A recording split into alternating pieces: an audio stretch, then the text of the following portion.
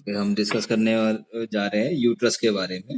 हिंदी में उसको गर्भाशय कहते हैं। ओके, तो ये है यूट्रस का जो डायग्राम। तो उसमें यहाँ पे ये जो था वजेना, जो हमने कल डिस्कस किया था। फिर उसके बाद है वजेना जॉइंस विद यूट्रस। ये यूट्रस है एंड यूट्रस के अंदर ये है यूट्राइन कैविटी है वो। ओके, ये यूट्रस के दीवारें हैं जो हम आगे डिस्कस करेंगे और कल किया भी था उसके बारे में। और ये यूट्राइन ट्यूब है और ये यूट्रस से जुड़े ओवरी, ओवरी से दोनों साइड में। ओके, सो हम आगे बढ़ते हैं इंट्रोडक्शन पे, जो हम कल डिस्कस किया था। ये एक पियर शेप्ड, नाशपति के आकार के एक होलो, होलो मीन्स उसके अंदर कैविटी है, स्पेस है। एंड होलो मस्कुलर ऑर्गन है, मस्कुलर क्योंकि उसमें मसल्स है। मायोमेट्रियम में जो मसल्स हमने डिस्कस किया था उसके वजह से इसे पियर शेप्ड होलो मस्कुलर ऑर्गन कहते हैं। और यूरिनरी ब्लैडर इसके सामने है और इसके पीछे रेक्टम है। यूरिनरी ब्लैडर फ्रंट में, और आप देख सकते हैं ये यूरिनरी ब्लैडर यूट्रस के, ये यूट्रस है और ये वजेना, और यूरिनरी ब्लैडर उसके सामने और रेक्टम उसके पीछे। Okay, and it is present with in the pelvic cavity. Non pregnant state में ये पेल्विक कैविटी के अंदर है, शोनीय गुहिका के अंदर है। और जब प्रेग्नेंट होगा तो उस टाइम में यूट्रस अपना वजन और उसके साइज है वो बढ़ जाते हैं और अब्डोमिनल कैविटी के और ऊपर की ओर बढ़ जाते हैं, बढ़ जाता है। Okay, फिर इट इज ये लीन फॉरवर्ड, ये आगे की ओर झुका हुआ है, और इट इज बेंडिंग फॉरवर्ड, आगे की ओर बेंट भी है, and there is a leaning forward. तो ये आगे की ओर लीन कर रहे हैं, झुका हुआ भी है, और ये आगे की ओर बेंट भी है। Okay, then in the upright position, अगर खड़े होते हैं तो उस टाइम उस पोजीशन में uterus lies horizontally.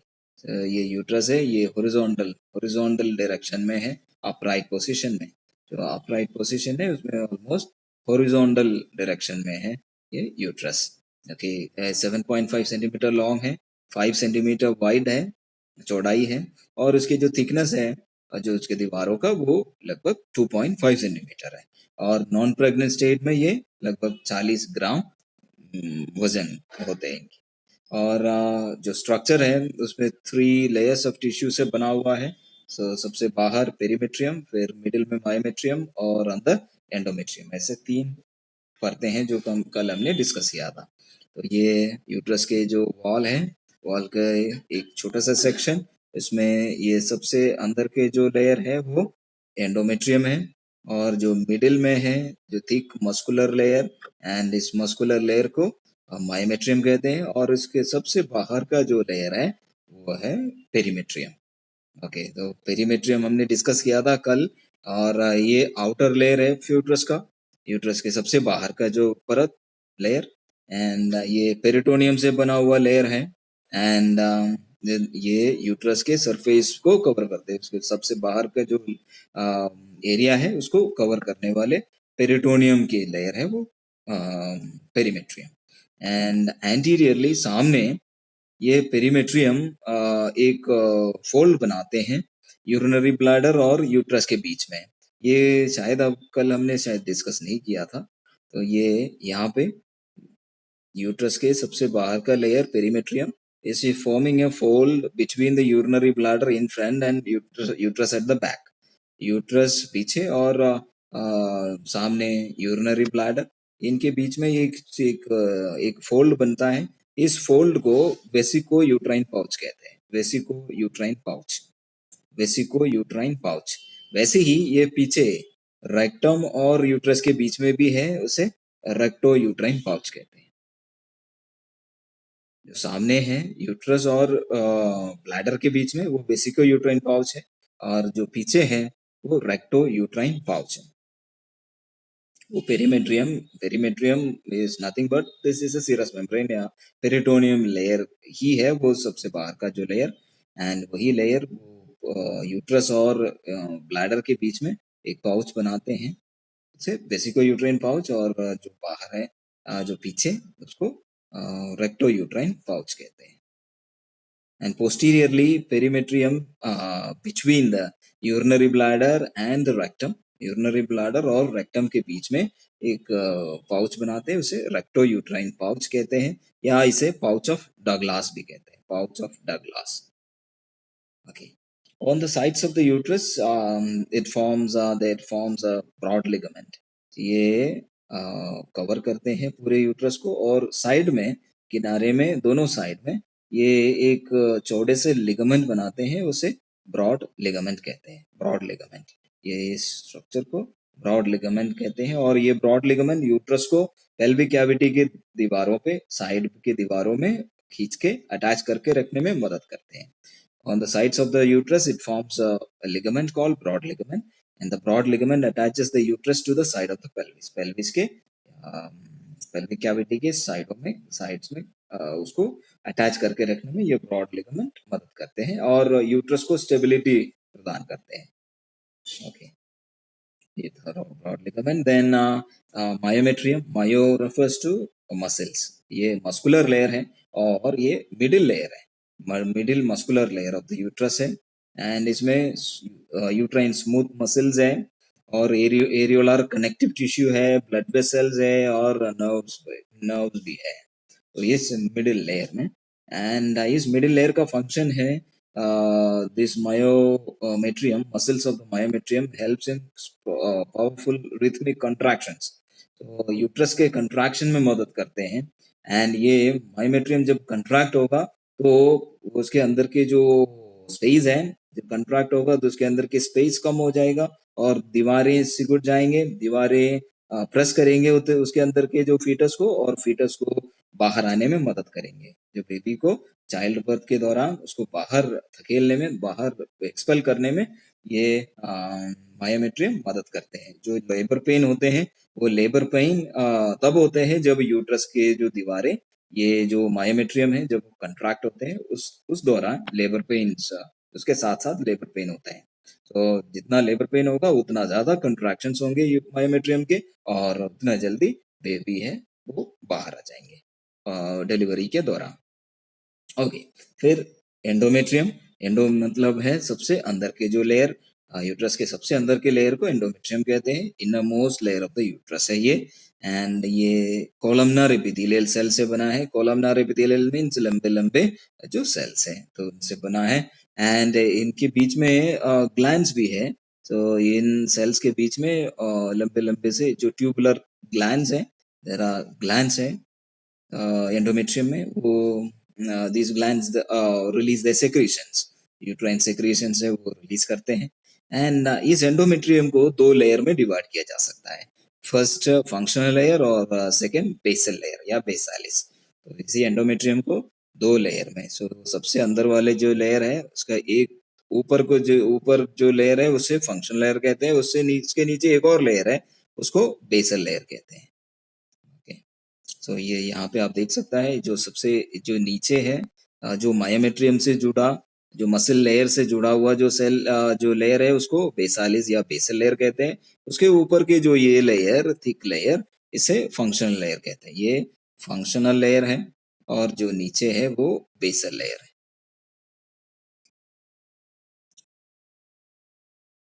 Okay. First हम फंक्शनल लेयर के बारे में डिस्कस कर लेते हैं.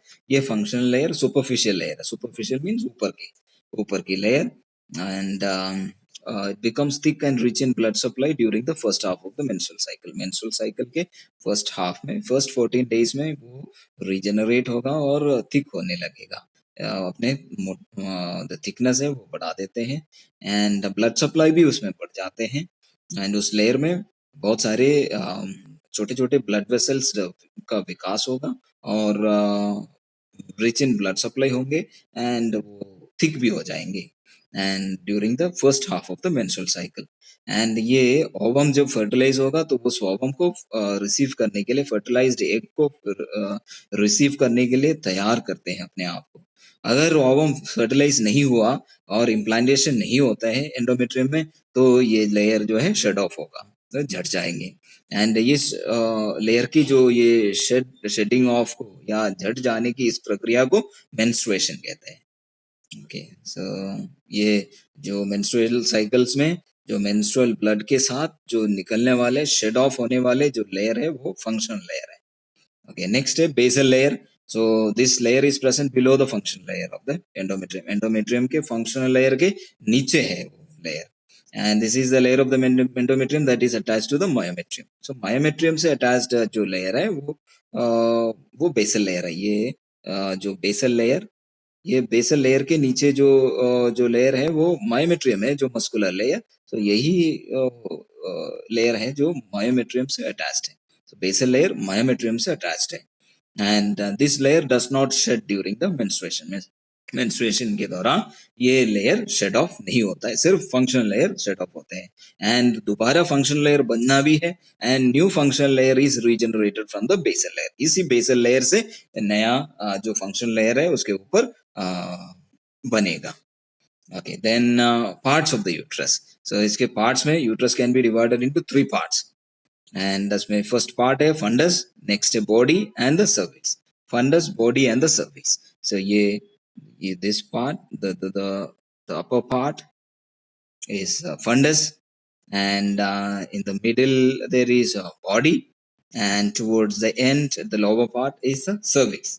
तो हम पहले डिस्कस कर लेते हैं fundus. So fundus dome shape part है, डोम शेप, कुंभत के आकार के ये जो पार्ट डोम शेप्ड पार्ट है. The dome shape part of the uterus है fundus. And this part is above the openings of the uterine tube. तो यूट्राइन ट्यूब जहाँ पे यूट्राइन कैविटी में, ये यूट्राइन कैविटी है, यूट्रस के कैविटी है ये यूट्राइन कैविटी. यूट्राइन कैविटी में ये दोनों साइड से यूट्राइन ट्यूब्स आके खुलते हैं. ये यूट्राइन ट्यूब आके खुलने के जो स्पेस है, वो एरिया है, उसके ऊपर के, इससे ऊपर है फंडस. इसके ऊपर का जो पोर्शन है वो है fundus. Okay, so it is above the opening of the uterine tubes into the uterine cavity. Then body, ये middle main part of the uterus है, बीच के पार्ट है, और जिसके अंदर यूट्राइन कैविटी भी है. एंड ये कैविटी, ये body, it is narrowing towards the cervix. नीचे आते आते वो पतला होता जाएगा. ऊपर चौड़ा है और नीचे आते आते उसके जो विड्थ है वो कम होगा. Narrowing towards cervix, and it opens into the cervix at the internal os. ये cervix में खुलेगा. so ये है this one, ये पूरा है बॉडी. एंड बॉडी नीचे आते आते नारो पतला होते जा रहा है, पतला होते जा रहे हैं, और ये सर्विक्स से जुड़ते हैं, सर्विक्स से जुड़ते हैं. एंड ये जहाँ पे ये सर्विक्स में प्रवेश करते हैं, इस ओपनिंग को, यहाँ पे जो ओपनिंग है इसको इंटरनल ऑस कहते हैं. Os means opening, orifice. Internal os कहते हैं. जहाँ से यूट्राइन कैविटी सर्विक्स में प्रवेश करते हैं, एंड जहाँ सर्विक्स में प्रवेश करते हैं वहां के जो ऑस है, ओरिफाइस है, ओपनिंग है, उसको इंटरनल ऑस कहते हैं.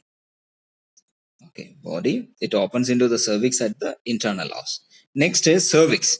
Cervix is the neck of the uterus. Uterus के गर्दन कह सकता है इसको, cervix को. सबसे नीचे जो पार्ट है यूट्रस का सबसे नीचे वाले जो पार्ट है उसको cervix कहते हैं. एंड ये cervix वजाइना से जुड़े हैं. So cervix opens into the vagina, and जहाँ पे वो वजाइना में खुलते हैं वहां पे जो ओपनिंग है उसको एक्सटर्नल ऑस कहते हैं. External os. The external os is the opening of the cervix into the vagina. यहाँ पे देख सकता है this one, इसको external os कहते हैं, OS, external os, जहाँ से cervix vagina में खुलते हैं, and that opening is called external os. और ये जो कनाल है internal और external os के बीच में, उसे यूट्राइन कनाल, सर्वाइकल कनाल कहते हैं. सर्वाइकल कनाल, सर्विक्स के अंदर के जो कनाल को सर्विकल कनाल कहते हैं. So we discussed about fundus, body and the cervix. Now let's discuss about the functions of the uterus. तो कई फंक्शंस है यूट्रस के. we will be listing now some of the important functions. तो उसमें से कुछ important functions है. Endometrium of the uterus that undergoes a series of cycle of changes. तो endometrium में हर महीने एक सीरीज ऑफ साइक्लिकल चेंजेस हो रहा है, एक साइकिल में चेंजेस हो रहा है। साइकिल मीन्स एक के बाद एक और फिर से वही रिपीट होगा। सो साइकिल ऑफ चेंजेस हो रहा है एंड इस साइकिल ऑफ चेंजेस को मेंस्ट्रुअल साइकिल कहते हैं। एंड ये मेंस्ट्रुअल साइकिल और the series of changes that takes place every month, हर महीने हो रहा है। एंड वो प्यूबर्टी के बाद, हर गर्ल चाइल्ड में प्यूबर्टी के बाद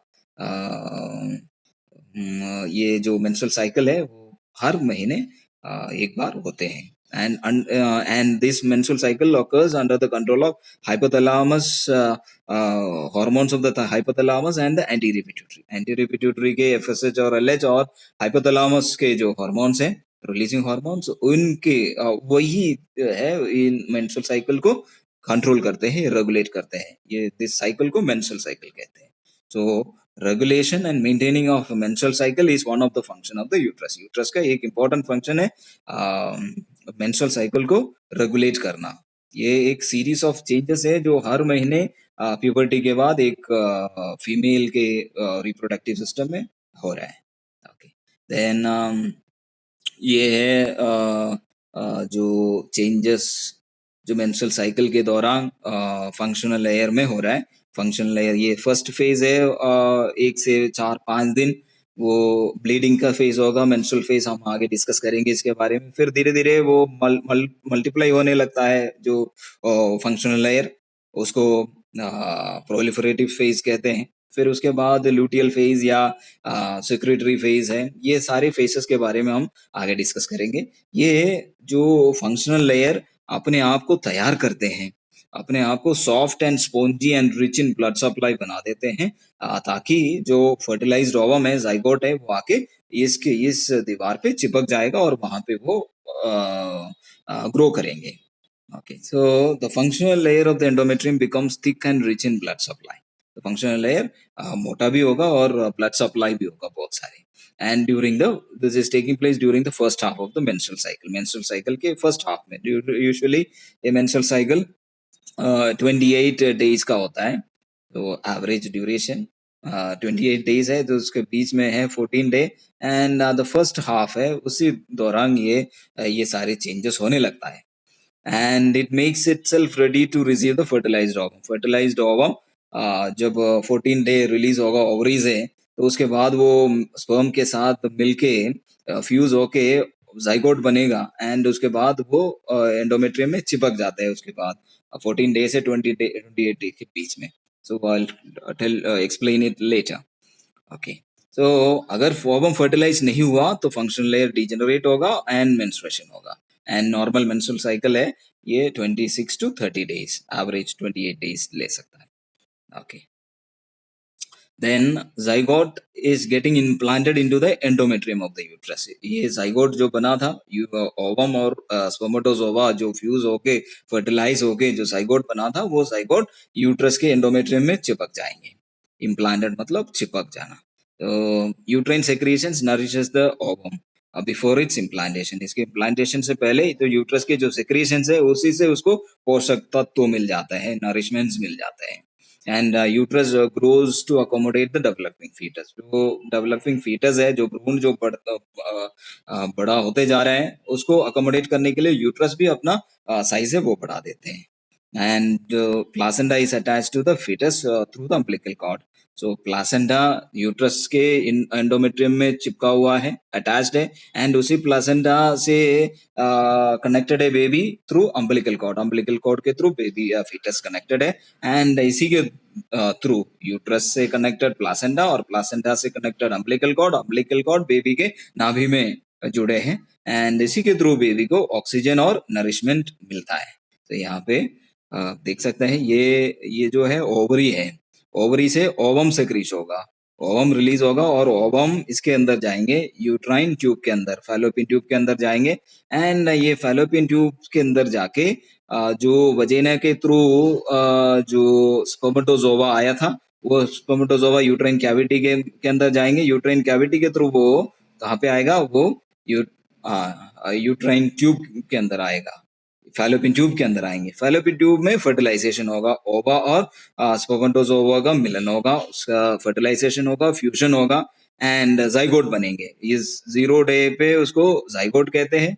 जो ये जाइगोट फिर वो आगे बढ़ता है एंड फिर वो मल्टीप्लाई होगा 2 सेल में, फिर 4 में, फिर वो 8 में, फिर वो 16 में। तो ऐसे डिवाइड होते जाएंगे, उसको मरूला कहते हैं।